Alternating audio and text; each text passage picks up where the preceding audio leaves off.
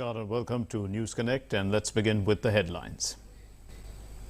COVID-19 cases spike in Pune prompt district administration to enforce curbs on movement from 11 p.m. to 6 a.m. for non-essential activities.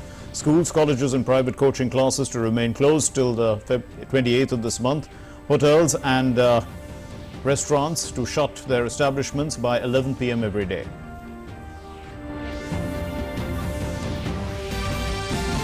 Spike in cases prompts action. The centre issues fresh guidelines to tackle rising COVID cases in some states, advises the states to increase RT-PCR tests, have focused surveillance as well as clinical management in the affected districts.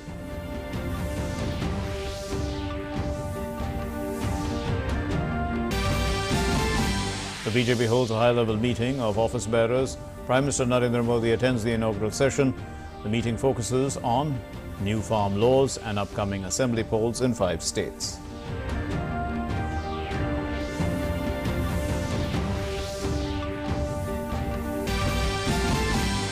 A day of crucial engagements for the External Affairs Minister Dr. S. Jaishankar on the second day of his Maldives visit. Meets the President and the House Speaker. India and the Maldives sign a $50 million line of credit for defense cooperation.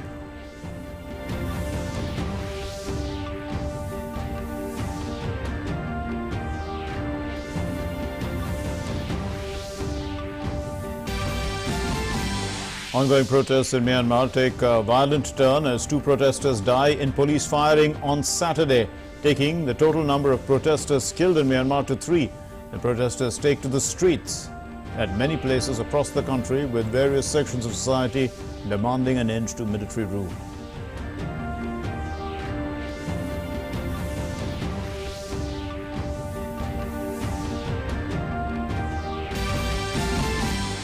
And in the Australian Open, the battle of nerves and serves is underway. In fact, down under, as the top seed Novak Djokovic seems to have the better of the challenger Dmitry Medvedev in the finals of the Australian Open. Novak Djokovic has taken a lead and wrapped up the first 2 sets, 7-5, 6-2. Our top story: in view of the spike in COVID-19 cases in Pune, the district administration there has decided to enforce restriction on the movement of people from 11 p.m. to 6 a.m. for non-essential activities.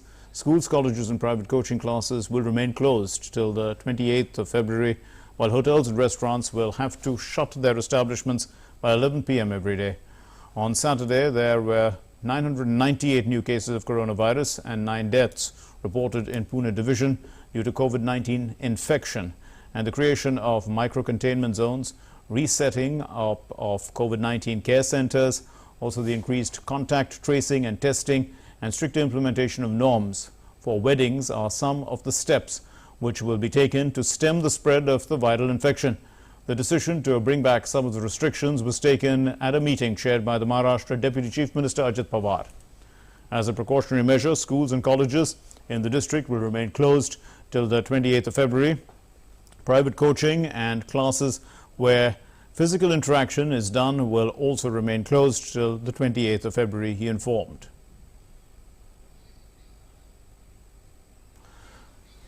रात के 11 बजे के बाद सभी गैर जरूरी गतिविधियों पर रोक होगी। इस तरह की गतिविधियों के लिए बाहर निकलने की मनाही है। इस दौरान जरूरी गतिविधि जैसे कि न्यूज़पेपर, दूध, सब्जी इत्यादि सहित चिकित्सा जरूरतों के लिए बाहर निकलने की अनुमति होगी। कोविड प्रसार को रोकने के लिए एहतियाती कार्रवाई के तौर पर यह फैसला लिया गया है। प्रतिबंधात्मक उपाय योजना एक प्रिकॉशन म्हणून आपण ॲडव्हान्स प्रिकॉशन म्हणून हा सुद्धा डिसिजन आज घेतला आहे। Well, India has been witnessing a rise in the active caseload over the past few days. More than 74% of these active cases are from Kerala and Maharashtra. And of late, there's been a hike in the daily cases in Chhattisgarh as well and in Madhya Pradesh. Punjab and Jammu and Kashmir too are witnessing a surge in the daily new cases. Also, the centre has advised all these states to work on 5 major areas, and these are to improve the overall testing numbers by focusing on increasing the proportion of RT-PCR tests. All negative rapid antigen tests will be mandatorily followed by RT-PCR test, and no such negative persons are to be missed. the refocus on strict and comprehensive surveillance as well as stringent containment in selected districts, regular monitoring of the mutant strains through testing, followed by genome sequencing, as well as monitoring of the emerging clusters of these cases, and also focusing on clinical management in districts reporting higher deaths. The statistics justify the advisory to the states. In the last 4 weeks in Kerala, the average weekly cases have fluctuated between a high of 42,000 to a low of 34,800. The district of Alappuzha is a cause of special concern, where the weekly positivity rate has increased to 10.7% and the weekly cases have increased to 2,833. In Maharashtra, in the last 4 weeks, the weekly cases have shown a rising trend and have increased from 18,200 to 21,300, while the weekly positivity rate has also increased from 4.7% to 8%. The areas of concern are the Mumbai suburban areas, where the weekly cases have risen by 19%, and in Nagpur, Amravati, Nashik, Akola and Yavatmal, the weekly cases have increased by 33%, 47%, 23%, 55% and 48% respectively. Punjab is rapidly assuming critical proportions as well in respect of COVID-19, and in the state in the last 4 weeks the weekly positivity rate has increased from 1.4% to 1.6%. The weekly cases in the last 4 weeks have seen a rise from 1,300 to 1,682, and the states, the union territories have weekly positivity rate which is more than the national average. The national average is 1.79%. Maharashtra has the highest weekly positivity rate with 8.1%. So Yogesh Sheetal is joining us with inputs now from Mumbai. Well, Yogesh, news is not so great from Maharashtra and Pune in particular. When we look at, the Pune is the place where the Serum Institute is, and it's supplying vaccines to the entire world, but, Pune itself is having a bad time. What are the kind of measures that are being put in place? See, a number of measures have been taken after the backfire of COVID-19. In fact, we had seen that the number was decreasing, but recently we had seen that a spike has been recorded in not only Pune but also in some regions, in some districts in Marathwada, in the Vidarbha region, also in Amravati and Nagpur. Amravati also 10 days lockdown has been declared in Amravati, and also night curfew has been imposed at several places, and also some other norms like local administration has decided some strict norms as per the situations they are prevailing at this point in time. As far as Pune is concerned, we know that Pune is basically is definitely a cultural capital of Maharashtra, but also the IT city. Basically, Pune is popular as an IT city, and definitely once the moments were eased out, and also we had seen that how gradually the smooth functioning of was started, and also all the unlocking periods were started. We had seen that number of movements were started, and also the industry just started functioning.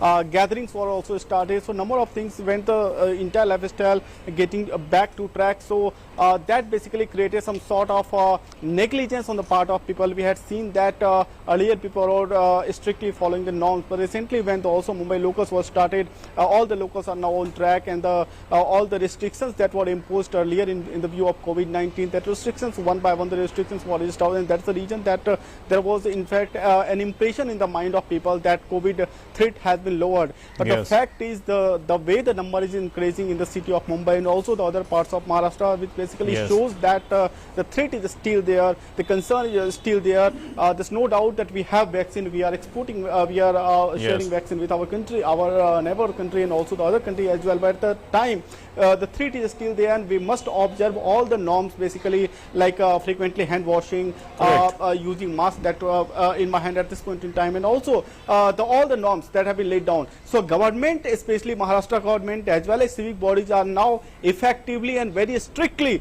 applying and ensuring the monitoring, ensuring everything that the people of Maharashtra, the common people, are following the norms that have been laid down by the authorities, and to ensure that number of steps have been taken. For example, marshals have been deployed. They have been given a task to ensure that people are following norms. If they don't follow, then they have been empowered to impose penalty and also other provisions that have been there. So overall situation in Maharashtra is definitely not good at this point in time. But yes, the CM has held a meeting with the senior officials, and also the Chief Minister Uddhav Thackeray is scheduled in fact to address the state of Maharashtra at 7 p.m. So we can expect some announcement would be from the Chief Minister, and also if there is a sense in the people that maybe there may be further lockdown. So I think by that time we should wait that what Chief Minister Uddhav Thackeray makes a call. True. Because we know that he has held a meeting with all the senior officials, and by the reactions of these officials,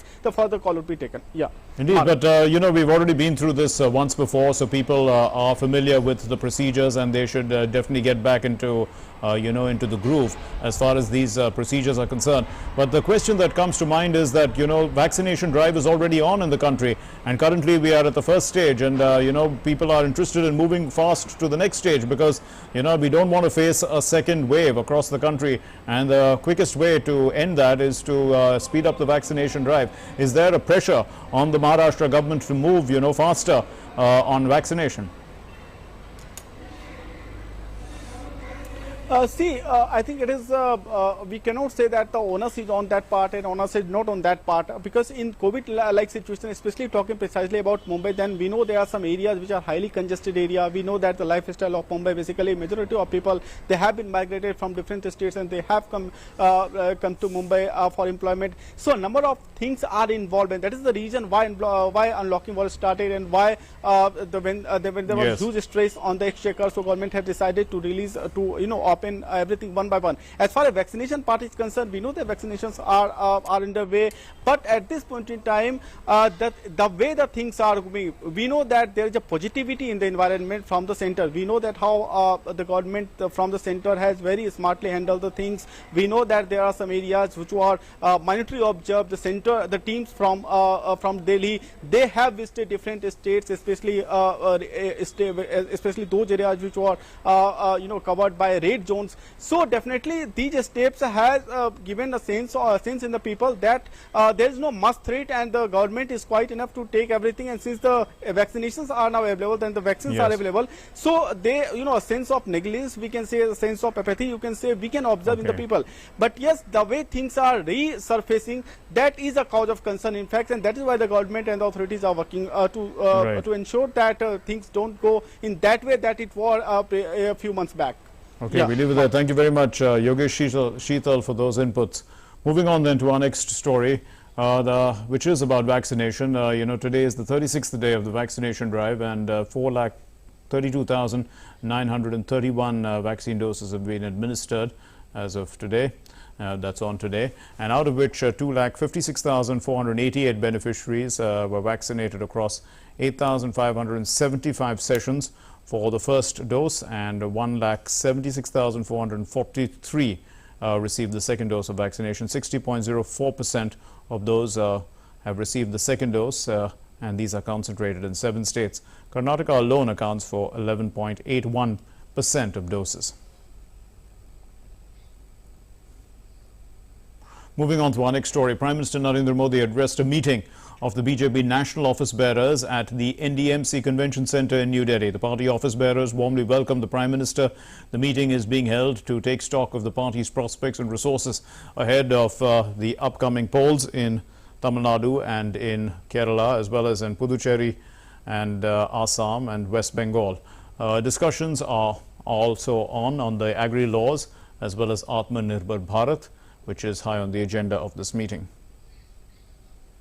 आगामी विधानसभा के कई राज्यों में चुनाव होने वाले हैं, उनकी भी अलग अलग राज्य के रिपोर्टिंग की आज यहाँ पे होगी बैठक में। आत्मनिर्भर भारत के अभियान पर चर्चा भी होगी, कृषि विधेयक पर भी चर्चा होगी।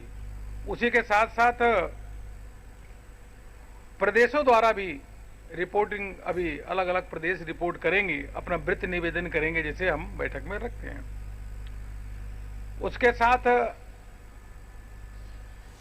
जो संगठन की रचना और आगामी कार्यक्रमों के बारे में चर्चा और उसकी घोषणा होगी. And apart from the national office bearers, the states in charge, also the co-in-charges of the states, that's the party units, the chiefs of those party units, they are participating in this meeting. This is the first physical meeting of the national office bearers who were appointed last year by J.P. Nadda, who had taken over as the party president. But no physical meeting could take place so far because of the COVID-19 pandemic. And the 10th round of Corps Commander level talks between India and China concluded at 2 a.m. Indian Standard Time.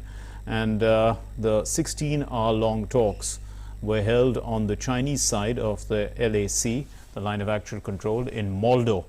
The two sides discussed disengagement and other friction points, including Gogra and Hot Springs, along with the line of actual, which is along the line of actual control in the eastern Ladakh area.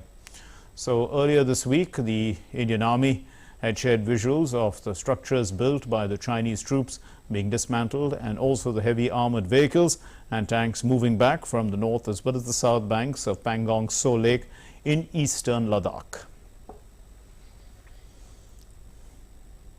Nandita Dagar joins us with more inputs. Well, Nandita, it was a 16-hour meeting. What was the outcome?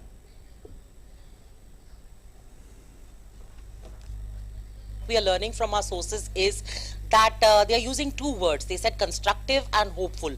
The talks were constructive and the Indian side is hopeful that the Chinese side will walk the talk. 90% of the time of this 16-hour-long meeting, as you rightly mentioned in your introduction, was devoted to disengagement at the Depsang sector. Depsang is very, very critical. In fact, from disengagement at Galwan is far more important than disengagement at the Pangong Tso shores, because if hypothetically, in a hypothetical situation, if the Chinese and Pakistani forces collude in future, they can cut off our access to the Karakoram Pass and to the Saltoro Ridge, that is the Siachen Glacier. So therefore, to secure our Dollar Beg Oldie sector and the DSDBO road, it is imperative that it is in the interest of the Indians that the Chinese side pull back from Depsang. Having said that, let me also add, Mark, that the dispute at Depsang predates that of this standoff that has been continuing for the past 9 months. That is since May, along the LOC, across the entire frontage of the LAC in eastern Ladakh, which began in May last year. Depsang predates that, and it is actually the area which is the sector which contains the most disputed, the maximum disputed territory, or in terms of area, lies in Depsang. Yesterday's talks, as you rightly mentioned, ended around 2 to 3 a.m. in the wee hours of the morning, and the Indian side was led by General P.G.K. Menon. There was also a representative of our foreign ministry, Ministry of External Affairs, as well as the Chinese ministry. With the disengagement having affected on the northern and southern shores of the Pangong Lake as well as the Kailash Ranges, now this meeting focused on disengagement at Galwan, Depsang, Hot Springs and Gogra.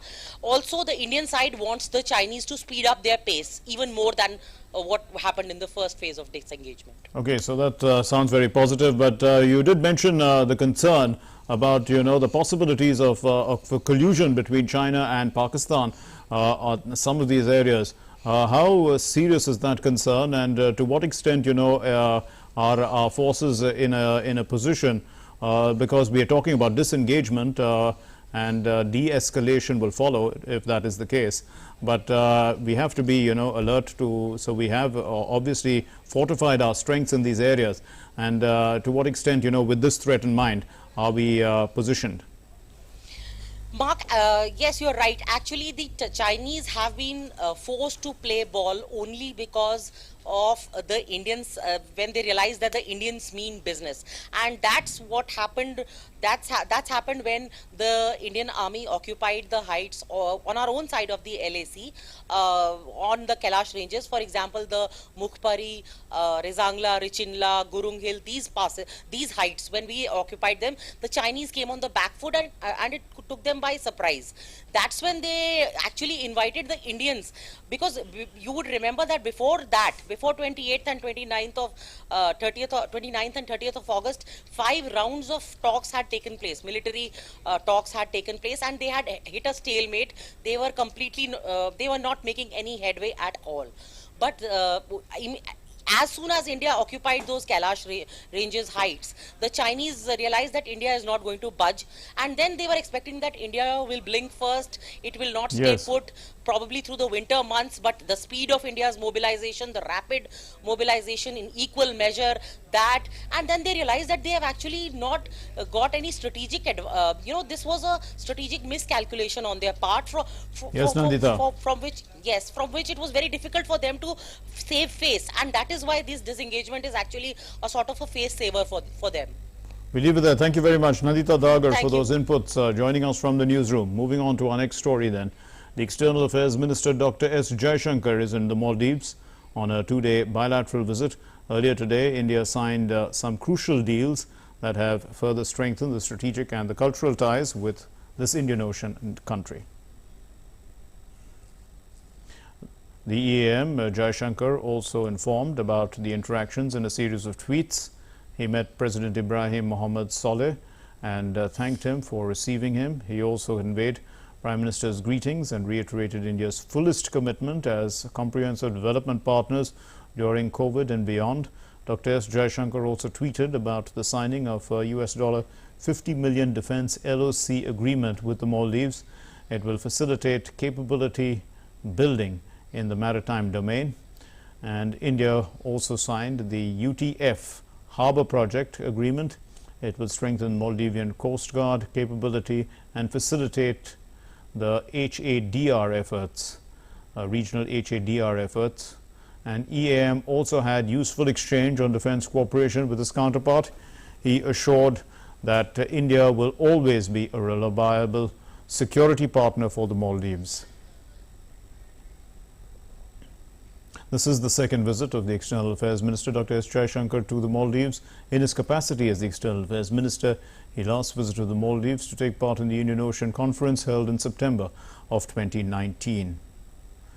And the External Affairs Ministry issued a joint press statement on the External Affairs Minister S. Jaishankar's visit to the Maldives. In its statement, the ministry said, the External Affairs Minister called on the President of the Republic of Maldives, Ibrahim Mohammed Saleh, and the Speaker of the People's Majlis, President Mohammed Nasheed.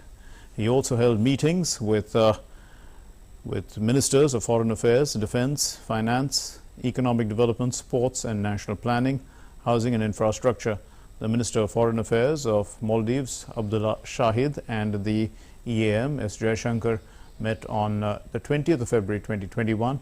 Both the ministers reaffirmed their commitment to further deepening and strengthening the relationship and exploring new areas of cooperation. The Foreign Minister Shahid also reiterated the deepest appreciation the government and the people of India for the gifting of an additional 100,000 doses of Covishield vaccine to the people of Maldives, in addition to the 100,000 doses gifted to the Maldives on the 20th of January this year.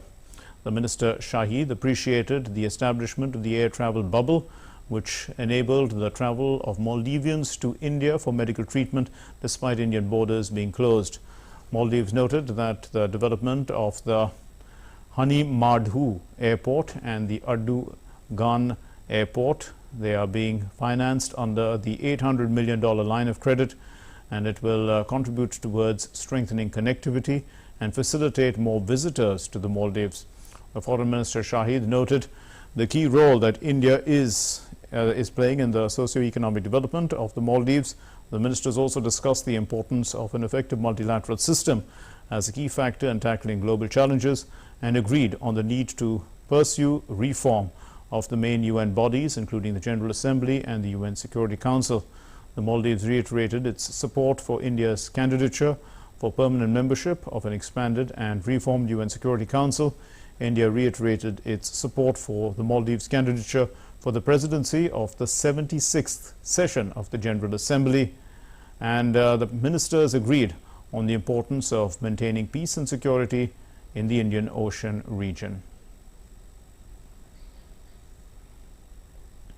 Well, they also agreed to strengthen coordination, enhancing regional maritime security, including combating terrorism in all its forms and manifestations. Other MOUs signed during this visit include cooperation between the public service media and the Prasar Bharati Corporation. Also,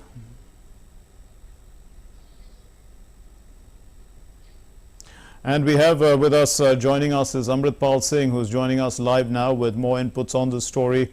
Amrit, so put this into context for us.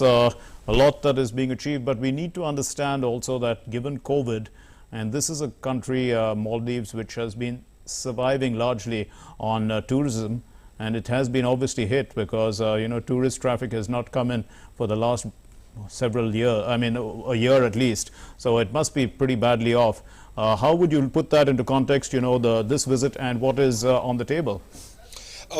Most important point here, Mark, in the visit, the two-day visit of the External Affairs Minister is the 50 million line of credit for development of defense capabilities, especially the Coast Guard and the maritime forces of Maldives, because it sits in a very important geostrategic area of the world.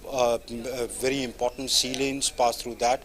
It is in the Indian Ocean region, and given that the Indian Ocean region is a very important region, not just for India but for the entire area and the region, so Maldives from that point of view is a very important partner, and therefore you see the kind of agreements that have been signed, the 50 million line of credit for that, or even development of the infrastructure of Maldives, be it housing infrastructure, be it roads, be it the Greater Malay connectivity project, or as you say, tourism. There is an air traffic bubble that exists between India and Maldives, which Abdullah Shahid, the foreign minister of Maldives, thanked Dr. S. Jaishankar for having run that even during times of the pandemic, while Indian shores were closed to international air traffic, but this was operating so that immediate medical emergencies of the Maldivians could be taken. India is the nearest to them, so they often rush to India for emergency medical treatment.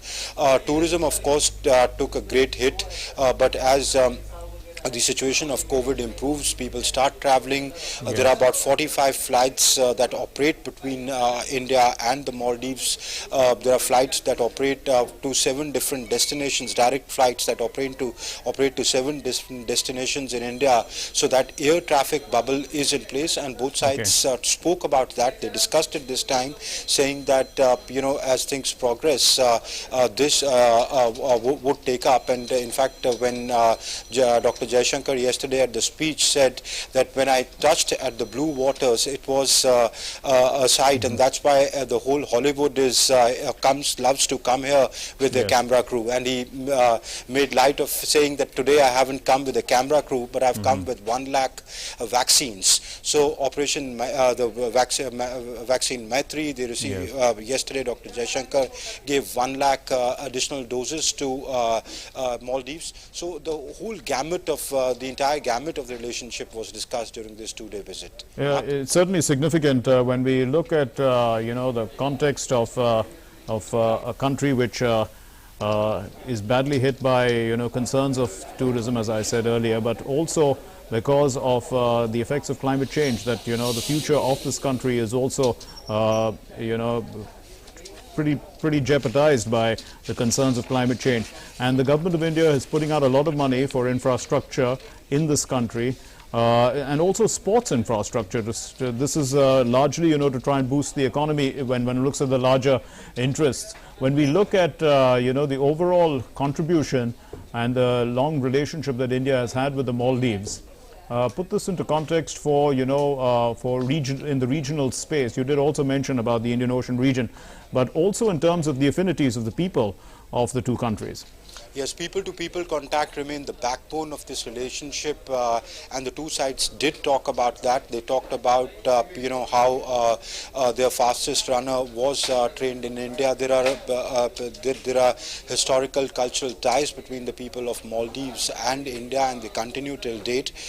They talked about increasing medical cooperation in terms of people getting treatment here, not just India supplying vaccines, which it is to Maldives. In fact, Maldives was the biggest recipient of the vaccines within 96 hours of the rollout of the first vaccine in India itself, while India has to deal with a huge population of its own which has to be vaccinated. But India is playing the role of being the pharmacy of the world and reaching out to the countries. And with neighborhood first under the neighborhood first policy, India was the first one to reach out to its neighbor, including Maldives. So that cooperation exists, but travel for tourism, travel for studying, travel for medical treatment, the two sides discussed the need to strengthen people-to-people contacts. Talking about climate change, Mark, the both sides reiterate, India especially reiterated its support to the Maldives candidature for presidency of the 76th session of the General Assembly, and both sides agreed that the threat of climate change they should cooperate in addressing the threat of climate change in the lead up to the 26th session of the Conference of Parties of the UNFCCC, which is to be held in Glasgow in the United Kingdom in November this year. So the two sides did discuss climate change. You rightly say that it being an island country is most affected by the rising sea levels and the climate change and the global warming which is going on. So both countries discussed that at length during this visit. Talking about when you spoke about sports infrastructure, the 40 million line of credit that the EAM announced yesterday for developing sports infrastructure in Maldives goes a long way in that. So these issues that you talk about. Then you spoke about the IR, or the Indian Ocean region. The Indian Ocean Rim, that's right. The Indian Ocean Rim, we know how important Maldives is from the perspective of being sitting where Maldives sits, and India being its closest friend and neighbor in the region.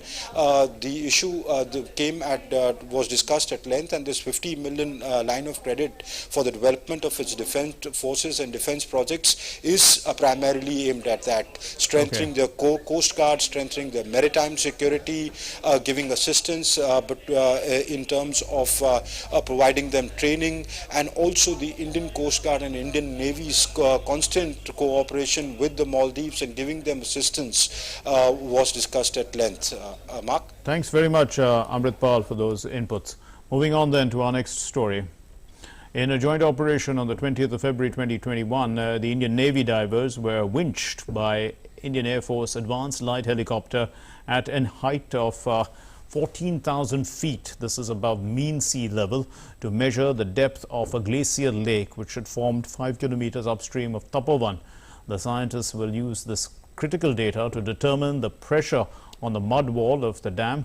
The naval divers undertook the challenging task of winching down from the helicopter and recording the depth using the handheld echo sounder, which is a depth measuring equipment in the near freezing waters. And throughout this operation, the IAF pilots maintained accurate positioning in the difficult terrain. Due to the avalanche, there was the formation of an artificial lake, a reservoir of water, a mini lake that is, on the Rishi Ganga River at a height of about 14,000 feet.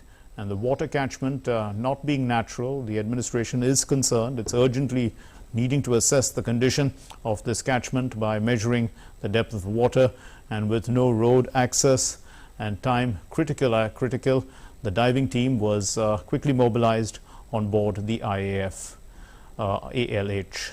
So a team of DRDO scientists also visited the lake to take the necessary inputs about the water body formed after the disastrous flash floods that ravaged the region a few days ago. Continuing with post-budget interactions, the Union Finance Minister Nirmala Sitharaman interacted with members of the Bangalore Chamber of Industry and Commerce in Bengaluru. The minister is in Bengaluru on a 2-day visit to hold post-budget interactions with industrialists, members, from various chambers of commerce and entrepreneurs. In her address, she said that India had distributed vaccines to over 100 countries so far, and the finance minister also said that these vaccines are a perfect example of the public-private partnership of the country. Vaccine is a classic example of how the private sector in India has stood up to strengthen the soft image of India as a global friend rather than anything else. Today we have sent vaccines to over 100 countries. That shows what inherently India can contribute, private sector with the support of government, and both together addressing what is a very important life-saving approach and life-saving intervention. The finance minister also said that this budget is not only for this year, but it's for decades to come. She added that the stimulus packages are aimed at sectors producing multiplying effect, and that the centre wants the growth to be sustainable and uninterrupted. So it's a budget not for just this year. It's a budget for setting the path for the decade. It's also a budget, of course, for this year and the next year, because the stimulus package, which is largely dependent on government's borrowing, is aiming at sectors which provide the multiplier effect, which is the infrastructure, which is project funding, where public expenditure is going to be undertaken, so that core sectors can also be the triggers through which other ripple effects can take place in this Indian economy. The Union Finance Minister Nirmala Sitharaman called upon the private sector to be part of India's growing needs, aspirations and demands across various sectors. She was speaking in Bengaluru at an interaction with industry leaders, and she said that the budget presented by her acts like a facilitator for the private sector to energize growth. India's growing and aspiring needs, aspiring demands across various sectors cannot be served just by a government, cannot be just served by both the central government and the state governments put together. The most important component or input which is required here is the participation of the private sector. Unless the private sector is energized enough, unless the private sector is facilitated enough, India is just losing a very big opportunity to be, taking the example of vaccine, to be a world leader with that specific India touch, which is more humane, which is more bringing everybody together, which is peaceful, and which actually wishes that the world progresses for everybody's good. Polling for regular elections of 6 municipal corporations of Gujarat, Ahmedabad, Surat, Vadodara, Rajkot, Jamnagar and Bhavnagar, and 2 seat by-polls. This is for Junagadh Municipal Corporation. This polling is underway, and the Home Minister Amit Shah cast his vote along with his family members in Ahmedabad during the polling hours. And the Gujarat Home Minister Pradeep Singh Jadeja and other dignitaries also cast their votes. The voting had started at 7 in the morning. Regular elections of 6 municipal corporations will involve 144 wards, 575 seats, 11,121 polling booths, and 2,255 sensitive and 1,188 very sensitive booths. There's a total of 1.14 crore voters who are eligible to exercise their franchise, and 60 lakh of them, 60,435 in fact to be exact, are men, and 54,06,538 are women. They'll be eligible to cast their votes at these regular elections across 6 municipal corporations. The Chief Minister Vijay Rupani, who has been diagnosed with COVID-19 on Monday, has been undergoing treatment at the UN Mehta Hospital in Ahmedabad. He too will cast his vote in Rajkot, while BJP's State President C.R. Patil, who is an MP from Navsari seat, will be voting in Surat. The State Election Commission has introduced some special arrangements for also during COVID-19 because of that, and the timing of voting is, as we said, is scheduled from 7 in the morning to 6 in the evening, and the special standard operating procedures will be in place for COVID-19 19 positive patients to cast their votes. The Defence Minister Rajnath Singh inaugurated the 26th Hunar Haat in New Delhi today, and Hunar Haat has been organized by the Union Ministry of Minority Affairs. It will run from February 20, in fact, to March 1 at the Jawaharlal Nehru Stadium. The exhibition aims to give an opportunity to local weavers and artisans, providing them a larger platform to showcase their talent.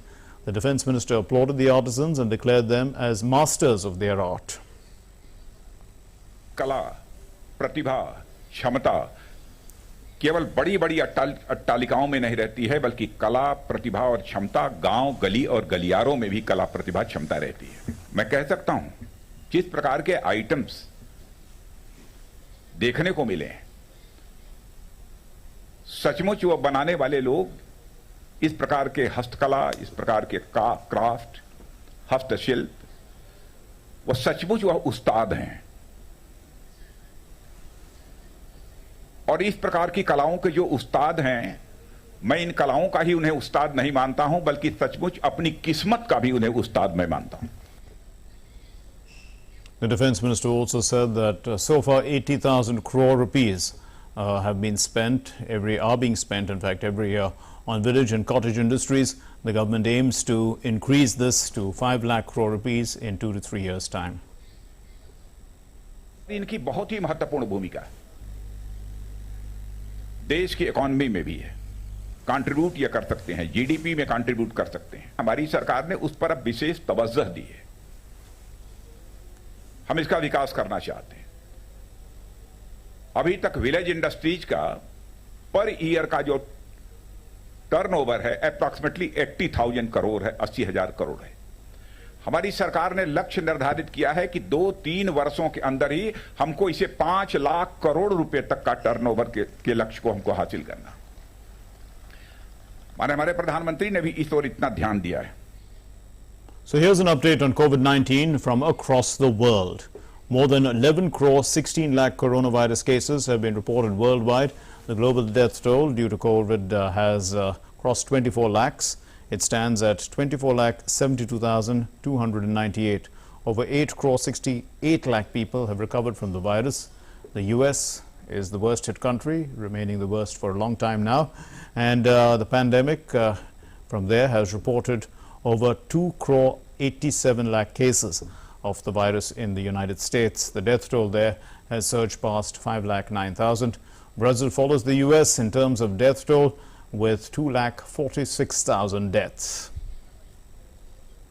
So this is the impact of COVID across the world. Moving on to our next story then, we move to Italy, and Italy listed 2 cities and towns in Rome as red zones for COVID-19 on Saturday as the infection rate remains high and the virus variants run rampant in that country in the central region of Lazio. This is where the Italian capital is located. A decree was signed that listed 2 of the cities and towns in Rome as red zones where the strictest control measures will be implemented in the following 2 weeks. In high-risk zones, that's red zones, all restaurants and bars are closed except for takeaways and home deliveries, and all non-essential shops are also closed. The Chinese mainland on Saturday reported 7 new confirmed COVID-19 cases, all from outside the mainland, with no new deaths, and 2 imported suspected cases which were spotted in East China's Shanghai. Of the 7 imported cases, 3 were found in Shanghai, 2 were reported by southwest China's Sichuan province, and 1 each was found in provinces of Liaoning and Guangdong. Every Tuesday evening, Moroccan student Sheme Irfaq hands out food parcels to dozens of students, in fact, who are finding it tough, of a Paris University residents, and she takes one home for herself. Irfaq arrived in France in October of last year to complete her business studies degree and had expected to work part-time to supplement the 700 euros a month her father gives her, but she said that the coronavirus crisis meant there were There were no jobs around, so it was pretty tough for her. Few jobs, with bars and restaurants closed and businesses feeling the pinch from COVID-19 restrictions. So students around the world have been hit, in fact, by the lack of part-time jobs, because that's the structure. They do part-time jobs as well as their studies, including at baristas, waiters, at shops, and they also work as shop workers. Many rely on this to pay their tuition fees, rent, and living expenses. Tough going for students nowadays. Well, the U.S. Land borders with Canada and Mexico will remain closed to non-essential travel until at least March 21st, marking the one-year anniversary of the restrictions to address COVID-19 transmission concerns. The new 30-day extension is the first announced under President Joe Biden, and it comes as the White House has been holding meetings about potentially tightening requirements for crossing at U.S. land borders in North America. Canada has also shown little interest in lifting the restrictions and recently imposed new COVID-19 testing requirements for some Canadians returning by land crossings. In an executive order issued last month, Biden had directed U.S. agencies to submit a plan to Biden within 14 days to implement appropriate public health measures at land port entries.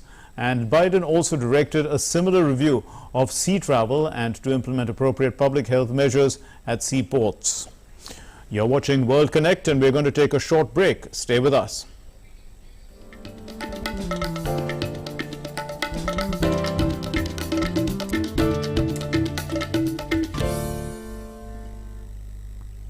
Namaste Land. مرحبا إلى الهند.